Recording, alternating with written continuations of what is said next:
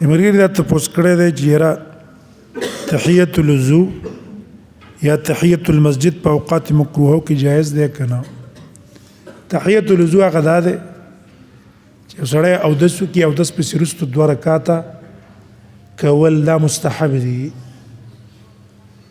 2 رکعاته نفل. نبی صلی الله علیه وسلم بلال ته ویل چې ستا کم د امید عمل دی چې ته امید ساتي چې د هغې په وجه به الله ما جنت ته بوځي، ته راته ووایه.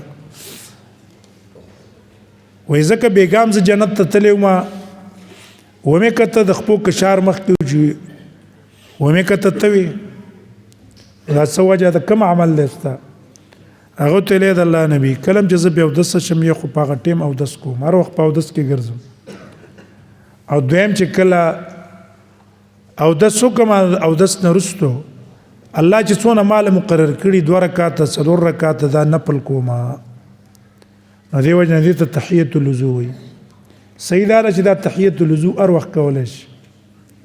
دقسې تحیت المسجد د جومات په موږ تاسو حق دی چې جومات ته سړی بار نه راشي، په هغې کې به 2 رکعاته کې رسول الله صلی الله علیه وسلم وایي اذا دخل احدکم المسجد کله چې یو تن ستاسو نه جومات ته راغی نو نه دې کښېني تر څو پورې چې 2 رکعاتې کړي نه وي،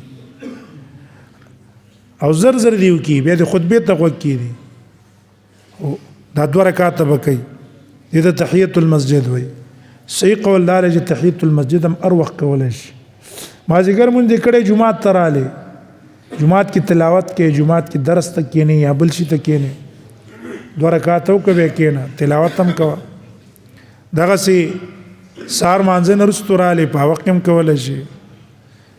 په دې اوقات مکروهو په ټیم کې هم تحیت المسجد په راجح قول د علماو جایز دی. په دغه وخت کې دې کوي نو د دې لپاره اوقات مکروهه نشته، صفونه برابر کړي نږدې 100 درجه.